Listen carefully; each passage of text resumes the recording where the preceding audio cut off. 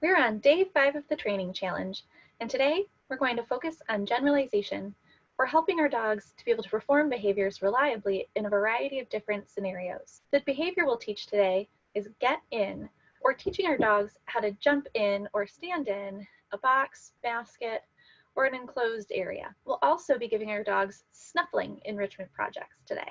Generalization refers to an individual's ability to take information they've learned in one scenario and apply that information in a completely different scenario.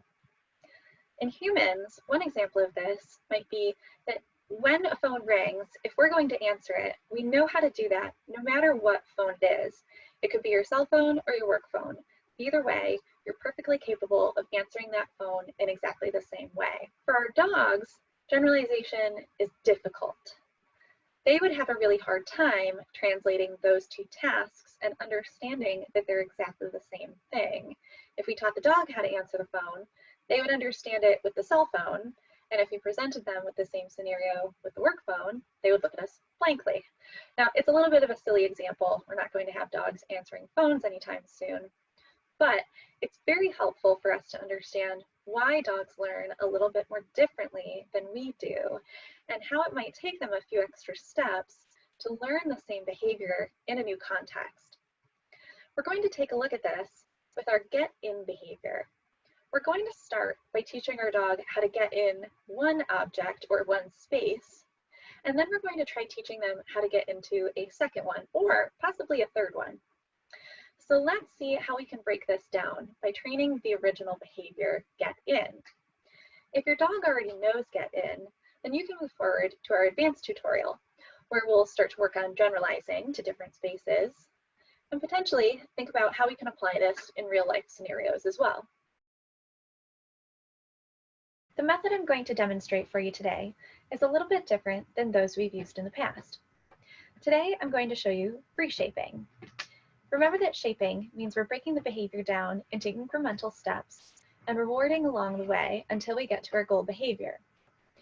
When we're free-shaping, we're allowing the dog to make all the choices without being prompted about what action they're going to take, and we reward those that get us closer to our end goal. When we're free-shaping, it gives the dog the ability to use a little bit more of their own intuition about the behavior.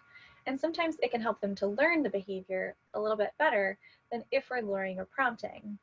However, don't feel like you have to use free shaping in order to teach this behavior.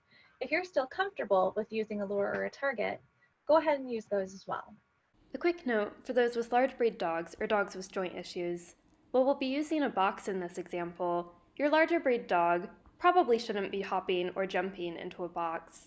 You can instead use something like a bed, their crate, or even a pillow fort like the one pictured here. If you do use a box, be sure to cut it level to the ground so that your dog can step in easily without hurting himself.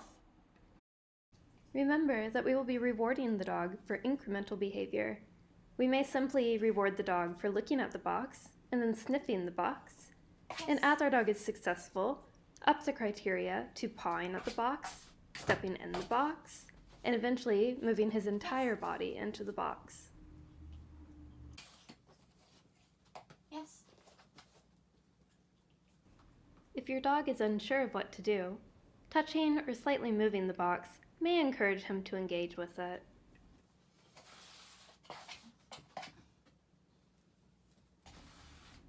Yes. Once your dog is successful, mark and reward multiple times while your dog remains in the box, then give a release cue, such as, okay. Touch.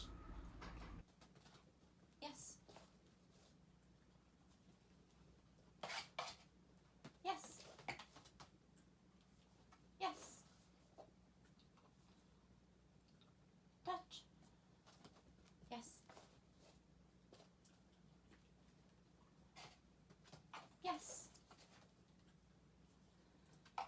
Yes. Yes. Once you are certain that your dog will enter the box, we can add the verbal cue.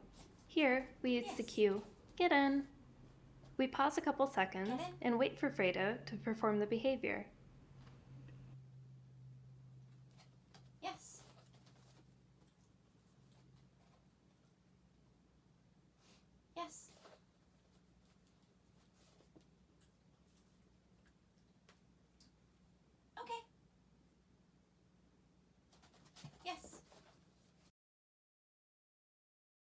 For our advanced version of the behavior, we're going to ask our dogs to perform get in a novel context. Choose an item that you haven't previously practiced with before and that's appropriately sized for your dog to jump into.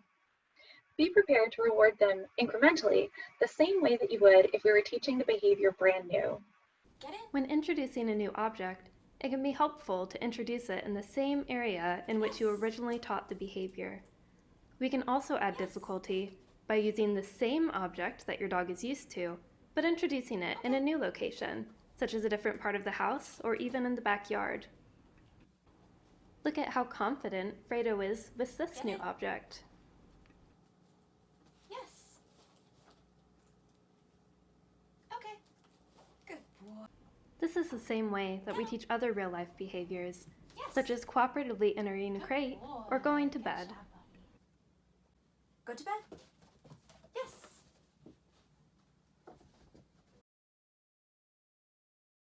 We're going to give our dogs some snuffling enrichment projects.